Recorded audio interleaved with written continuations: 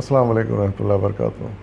جیسا کہ آپ جانتے ہیں پچھلے کچھ دنوں سے ہم ایک مضمون کا مطالعہ کر رہے ہیں جس کا عنوان ہے حضرت عثمان رضی اللہ عنہ کا مشفقانہ کردار۔ اس کے مصنف ہیں حافظ فروغ حسن۔ تو اس کی 7 قسطیں میں پیش کر چکا ہوں، اب یہ 8ویں قسط پیش خدمت ہے، یہ آخری قسط ہے۔ یہ مضمون چونکہ طویل تھا اس لیے اس کو قسطوں میں بیان کرنا پڑا۔ تو سماعت فرمائیے آخری قسط۔ اس کا عنوان انہوں نے دیا ہے تاریخ اسلام کا سب سے دردناک المیہ۔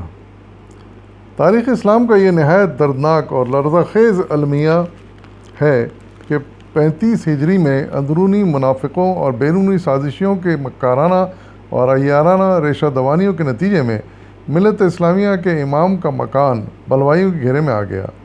مکر و فریب، جال سازی، دھوکہ دہی اور اسلامی نظام کی اجتماعیت کو درہم برہم کرنے کی یہ سازشی آندھی اتنی تند و تیز، مہیب اور تاریک اور طوفان خیز تھی کہ ہر بہی خواہ کی اصلاحی کوششوں کا چراغ اس کی زد میں آ کر بے نور ہو گیا۔ یعنی دشمنی پیدا ہو گئی تھی بعض لوگوں کو حضرت عثمان سے، اور یہ بڑھتے بڑھتے اتنی بڑی کہ وہ آپ کی جان کے در پہ ہو گئے، اور یہاں تک کہ انہوں نے آپ کے مکان کو گھیرے میں لے لیا۔ یہ دشمن یعنی کفار مشرکین نہیں تھے، بلکہ اپنے مسلمانوں میں سے یہ دشمن پیدا ہو گئے تھے جن کو حضرت عثمان کی بعض پالیسی سے اختلاف تھا۔ لیکن ظاہر ہے کہ کوئی بھی اختلاف تھا تو اس کے لیے جان لینے کی ضرورت نہیں ہوتی، وہ مل بیٹھ کر بات کرنے سے، سمجھانے منانے سے بات ختم ہو سکتی تھی۔ لیکن یہ خدا جانے ان کو کیا خدا واسطہ کے باہر ہو گیا تھا حضرت عثمان سے کہ ان کو شہید کرنے پر تل گئے تھے یہ، اور اسی برے نیت سے، برے ارادے سے انہوں نے حضرت عثمان کے گھر کو گھیر لیا۔ تو یہ وہ وقت تھا کہ جب کچھ سچے مومنوں نے، جو صحیح معنوں میں اسلام کے اور حضرت عثمان کے ہمدرد تھے اور نہیں چاہتے تھے کہ کسی قسم کا وہ خون خرابہ ہو، وہ حفاظت حضرت عثمان ہی کرنا چاہتے تھے، اس کے لیے انہیں اپنی خدمات پیش کیں۔ مثال کے طور پر یہاں وہ لکھتے ہیں کہ حضرت عثمان کو یقین ہو چکا تھا کہ بلوائی ان کے خون کے پیاسے ہیں، لیکن آپ نے اس خطرناک موقع پر بھی اپنے کردار کی خصوصیت یعنی محبت، مودت، نرمی، ملائمت، صلح پسندی، امن جوئی اور مسلمانوں کی ہمدردی اور خیرخواہی پر آنچ نہ آنے دی۔ اس ہولناک مرحلے پر امت کے خیرخواہوں نے اپنے آپ کو جانثاری کے لیے پیش کیا، یعنی انہوں نے یہ پیشکش کی کہ آپ ہمیں اجازت دیں، ہم آپ کی جان کی حفاظت کریں گے، ہم آپ کے گھر کے باہر ڈھال بن کے کھڑے ہو جائیں گے، دیوار بن کے کھڑے ہو جائیں گے، اور کوئی اگر آپ پر حملہ آور ہوگا تو ہم آپ کی دفاع کریں گے۔ تو اس کے لیے سب سے پہلے پیشکش کی حضرت زید بن ثابت نے۔ آپ نے کہا ان کے الفاظ ہیں، امیر المومنین انصار اجازت چاہتے ہیں، وہ انصاری تھے، تاکہ وہ پھر اپنے انصار اللہ ہونے کا ثبوت پیش کریں۔ یعنی ان کی اجازت مانگی کہ وہ اجازت دیں تو ایک فوجی دستہ ان کے گھر کے باہر کھڑا کر دیا جائے ان کی حفاظت کے لیے۔ پھر ان کے علاوہ حضرت عبداللہ بن زبیر نے جانبازی کے جوہر دکھانے کی اجازت طلب کی، مگر آپ نے اس قسم کی تمام پیشکشوں کے جواب میں ہی فرمایا، کچھ بھی صحیح، لیکن امت رسول کا خون بہانے والا میں پہلا خلیفہ نہیں ہونا چاہتا۔ یعنی دوسری آفر ان کو عبداللہ بن زبیر کی طرف سے آئی، انہوں نے یہ کہا کہ جو نا آپ اجازت دیں، ہم آپ کے گھر کے باہر ایک ڈھال بن کے کھڑے ہو جائیں گے، کوئی آپ پر حملہ نہیں کر سکے گا۔ لیکن حضرت عثمان نہیں چاہتے تھے کہ کسی قسم کا خون خرابہ ہو، امت انتشار، اختلاف اور فساد کا شکار ہو۔ آپ نے منع کر دیا، آپ نے کہا کہ نہیں، مجھے اس طرح کی حفاظتوں کی ضرورت نہیں ہے، میں امت مسلمہ کا فرد ہوں، اور اس طرح کا کوئی حملہ مجھ پر نہیں کیا جا سکتا۔ یعنی ایک اچھا ان کو اعتماد تھا، اور کہ وہ اس حد تک نہیں جائیں گے بلوائی۔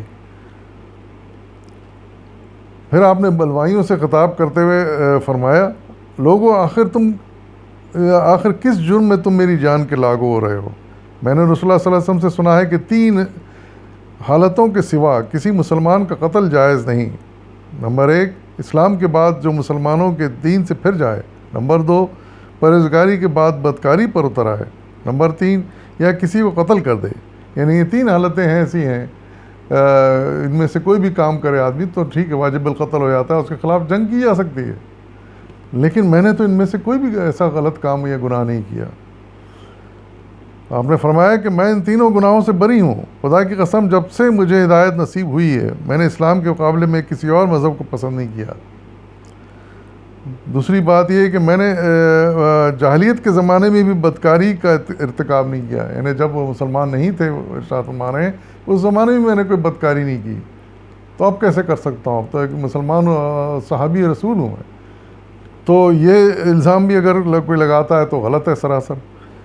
اسلام پھر تیسری بات ہے اسلام کے بعد کسی کو قتل نہیں کیا, پھر تم مجھے کس جرم میں قتل کرتے ہو؟ یعنی میں قاتل نہیں ہوں, میں کسی کا قاتل نہیں ہوں, میں نے کسی کی جان ناحق نہیں لی ہے کہ تم میری جان کے درپے ہو گئے, میری جان لینا چاہتے ہو. یعنی اتنا کھل کے آپ نے بات کی اور اپنی وضاحت کی پوزیشن کی. امت محمدیہ کے لیے آپ کے بے پایاں جذبہ خیر سگالی اور خیر خواہی کا اظہار آپ کے ان الفاظ سے بھی ہوتا ہے جو آپ آخری وقت تک فتنہ و فساد پر آمادہ لوگوں سے برابر کہتے رہے. پھر مزید آپ ارشاد فرماتے رہے, ان لوگوں سے کہتے رہے جو ان کی جان کے در پہ تھے, اے قوم میری مخالفت تم سے کوئی ایسا کام نہ کرا دے جس کی وجہ سے تم کسی ایسی مصیبت میں مبتلا ہو جاؤ جیسی مصیبت قوم نوح, قوم ہود اور قوم سمود پر نازل ہوئی تھی. اندازہ لگائیے کہ کتنا انہوں نے دکھ بھرے اپیل کی تھی کہ اس طرح کر کے تم کہیں ایسے عذاب میں مبتلا نہ ہو جاؤ جو پچھلی قوم پہ نازل ہوا. مثالیں بھی دیں انہوں نے.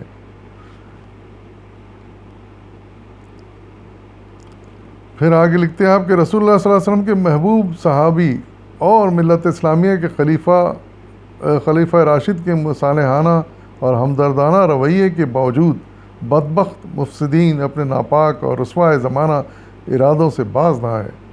بہیمیت اور درندگی سے مغلوب ہو کر 18 ذی الحج 35 ہجری بروز جمعہ کو عفت و حیا,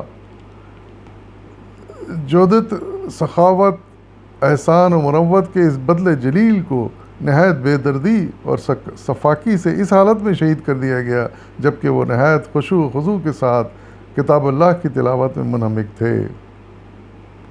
اندازہ لگائیے آپ کہ دشمن کتنے ناخلف تھے, نامراد تھے, کتنے بدکار تھے کہ حضرت عثمان کو, اور کوئی مشرک کا کفار نہیں تھے, مسلمانوں میں سے ہی کچھ ایسے لوگ پیدا ہو گئے تھے, تو ان کو حضرت عثمان کو اس حالت میں شہید کیا کہ آپ قرآن کا مطالعہ کر رہے تھے. کس قدر بتائیے سخت اور سنگ دل قسم کے لوگ تھے وہ. ایک تو وہ خلیفہ مسلمین, خلیفۃ المسلمین, دوسرے صحابی رسول, تیسرے وہ داماد رسول ذوالنورین جن کا خطاب تھا. ان کو انہوں نے, اور کردار کے اتنے اعلیٰ کردار کے مالک تھے جس کا کوئی جواب ثانی نہیں تھا. تو ایسے شخص کے اوپر انہوں نے, ایسے مومن کے اوپر انہوں نے اس حالت میں حملہ کیا کہ وہ تلاوت قرآن کر رہے تھے. بہت افسوس کی بات ہے, نہایت حد درجے. آپ کا وجود اقدس اسلام کی اجتماعی زندگی کے تحفظ کے لیے ایک نہایت مضبوط مستحکم بند کی حیثیت رکھتا تھا جس کے ٹوٹنے کے بعد پھر باہمی اتفاق اور انتشار اور باہمی عداوت قتال کا سیلاب کو کوئی طاقت نہ روک سکی. آپ کی شہادت کی خبر نے صحابہ کرام اور جملہ مخلص اہل ایمان کے دلوں کو ہلا کر رکھ دیا. پورا ماحول ماتم کدہ بن گیا, کوئی شک نہیں ہے.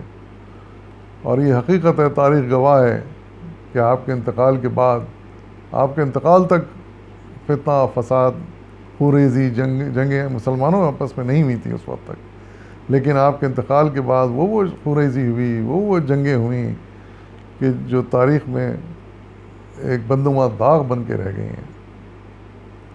جنگ جمل, جنگ صفین آپ ہی کے انتقال کے بعد ہوئی. یہ مسلمانوں کی تاریخ بدمع داغ ہے. مسلمان آپس میں لڑ گئے تھے, پتہ نہیں کتنے لوگ ان میں شہید ہوئے. بہرحال آگے آپ لکھتے ہیں کہ ام المومنین حضرت عائشہ صدیقہ کو جب اس واقعے جانکاہ کی اطلاع ملی تو رو پڑیں. آپ کی مغفرت کے لیے دعا کی اور ایک شعر پڑھا جس کا ترجمہ اس طرح ہے: دنیا میں اگر کوئی سخی تھا تو وہ آج اٹھ گیا, دنیا سے اٹھ گیا. وہ پھر بھی زندہ ہے اور ہمیشہ زندہ رہے گا, اگرچہ کوئی متنفس ہمیشہ زندہ نہیں رہا. یہ حضرت عائشہ نے ان کے بارے میں الفاظ کہے تھے کہ وہ تاریخ میں ہمیشہ ان کا نام زندہ رہے گا, اور حقیقت ہے زندہ ہے اور آئندہ بھی زندہ رہے گا. ہم نے اس مضمون میں ان کے کارناموں کی کچھ تفسیر پڑھی, جس سے اندازہ ہوا کہ کتنے بڑے کارنامے انہوں نے انجام دیے, کتنے بڑے احسان عظیم ان کے مسلمانوں پر ہیں. لیکن افسوس کہ ایک مخصوص گروہ نے, چند لوگوں نے کسی ان کے کارنامے کا لحاظ نہیں کیا, ان کی کسی اعلیٰ کردار کا لحاظ نہیں کیا, ان کی کسی رشتہ داری کا لحاظ نہیں کیا جو حضور صلی اللہ علیہ وسلم سے ان کی تھی.